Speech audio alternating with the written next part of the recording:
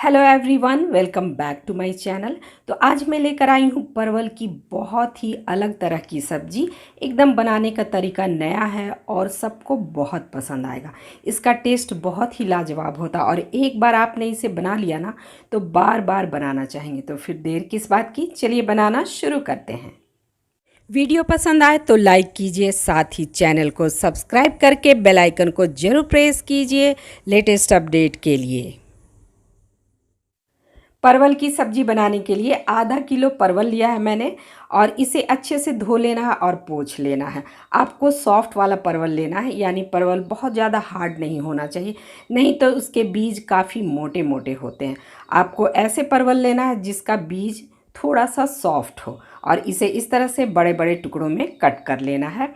आप चाहें तो इसे लंबाई में भी कट कर सकते हैं और अगर आप चाहें तो परवल को छील कर भी ले सकते हैं या चाकू से हल्का हल्का स्क्रैच कर दीजिए, उसके बाद इसका यूज़ कीजिए। तो सारे परवल को हमने काट करके तैयार कर लिया है और ये देखिए, आपको इस तरह का सॉफ्ट परवल मिल जाए तो ये सबसे बढ़िया होता है इस रेसिपी को बनाने के लिए। तो चलिए, सारी कटिंग हो गई है। परवल की सब्जी की और भी रेसिपी मैंने शेयर की हुई है, लिंक दे दूंगी डिस्क्रिप्शन में, आप चेक कर सकते हैं। और अब लेना है एक ग्राइंडिंग जार और उसमें मुट्ठी भर फ्रेश धनिया की पत्तियां डालिए। डंठल के साथ आपको डालना है, उससे बहुत अच्छा टेस्ट आता है। 8 से 10 लहसुन की कलियां डालें और 2 मैं हरी मिर्च ले रही हूँ। आप तीखा ज़्यादा खाते हैं तो 1-2 और डाल सकते हैं। और 1 इंच अदरक के टुकड़े लेना है। थोड़ा सा पानी डालिए और एक फ़ाइन पेस्ट बनाकर हमें तैयार करना है। तो चलिए, इसे भी रख लेते हैं साइड में।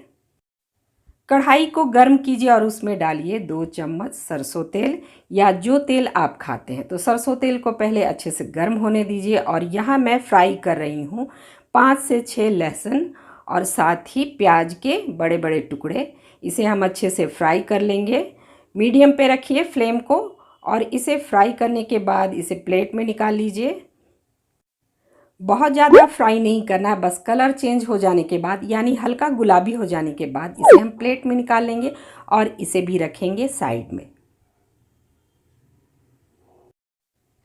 और अब इसी तेल में परवल को भी फ्राई करना है। तो मीडियम फ्लेम पे परवल को चलाते हुए फ्राई कीजिए जब तक कि इसका कलर चेंज ना हो जाए।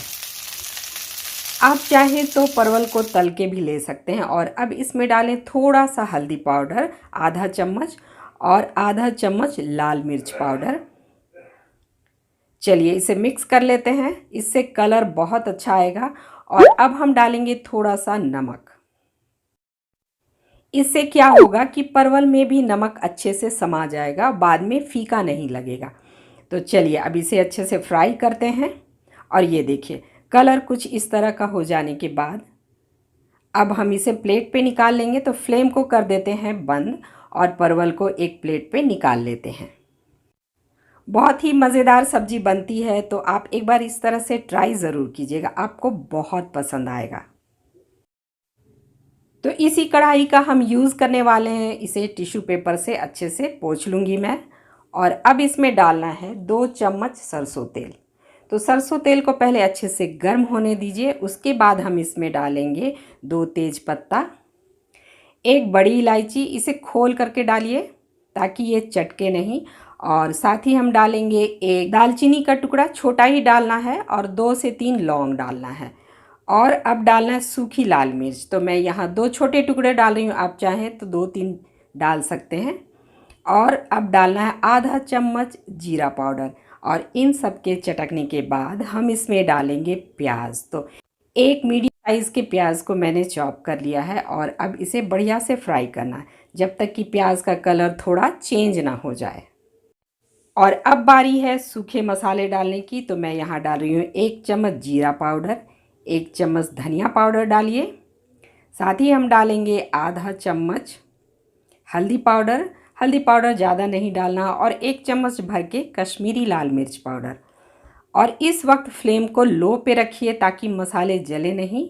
मसालों को फ्राई करना बहुत ज़रूरी है, तो इसे लगातार चलाते रहिए, बिल्कुल भी छोड़कर मत जाइए, नहीं तो मसाले जल सकते हैं। और ये देखिए कितना बढ़िया कलर आया है मसालों का।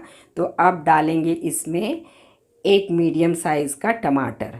जिसे मैंने रफली ही चॉप कर लिया है। और अब इसे मिक्स करना है। तो टमाटर डालने के बाद हम इसमें डालेंगे नमक, ताकि सारी चीज़ें अच्छे से गल जाए और टमाटर भी अच्छे से फ्राई हो जाए। मिक्स कर लीजिए इसे।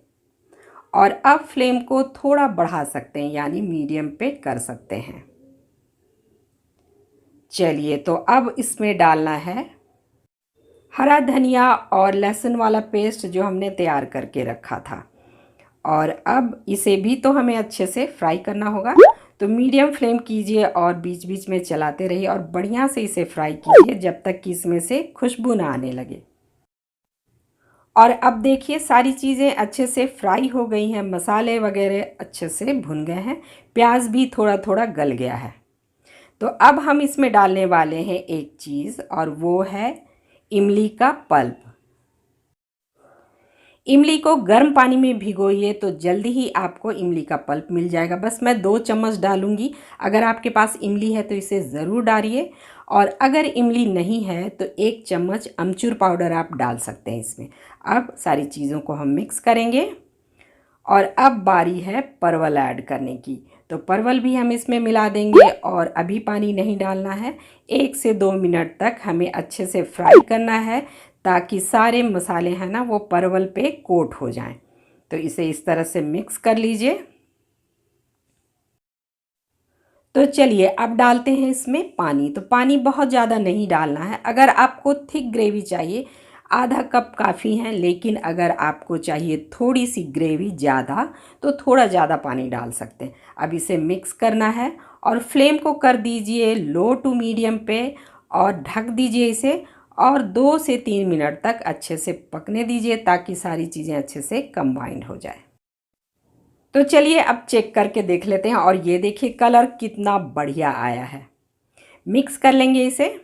बहुत ही मज़ेदार और डिफरेंट टेस्ट वाली ये सब्ज़ी बनती है, और बहुत ही लाजवाब होती है। आप इसे ट्राई ज़रूर कीजिएगा। चलिए चेक करके देख लेते हैं कि परवल अच्छे से पका है या नहीं। और ये देखिए परवल अच्छे से कुक हो गया है। तो बस हमें और ज़्यादा नहीं पकाना है। तो बस लास्ट में हमें क्या करना है कि हमने जो लहसुन और प्याज फ्राई करके रखा था वो इसमें मिक्स कर देना है। बहुत ही मज़ेदार टेस्ट आता है इससे, जब हम फ्राई किया हुआ लहसुन और प्याज ऊपर से डालते हैं। अब इसे मिक्स कर लेंगे। और अब डालना है थोड़ी सी ताज़ी ताज़ी हरी हरी धनिया की पत्तियाँ। और उसके बाद हम फ्लेम को बंद करेंगे और इसे कवर कर दीजिए। तो है ना बिल्कुल डिफरेंट और मज़ेदार सब्ज़ी। इसे ट्राई ज़रूर कीजिएगा, बहुत पसंद आएगा। चपाती के साथ या फिर पूड़ियों के साथ ये बहुत अच्छी जाती है। तो इस रेसिपी को ट्राई ज़रूर कीजिएगा, और रेसिपी पसंद आए तो लाइक कीजिए, साथ ही कमेंट करके हमें ज़रूर बताइए। शेयर कीजिए अपने फ्रेंड्स और फैमिली के साथ। इस तरह की और भी मज़ेदार रेसिपी देखने के लिए सब्सक्राइब कीजिए गीतांजलि's क्लासिक कुजीन को। साथ ही बेल आइकन को जरूर प्रेस कीजिए लेटेस्ट अपडेट के लिए। तो मिलते हैं नेक्स्ट एक्साइटिंग रेसिपी पे। Till then thanks for watching, bye bye and take care.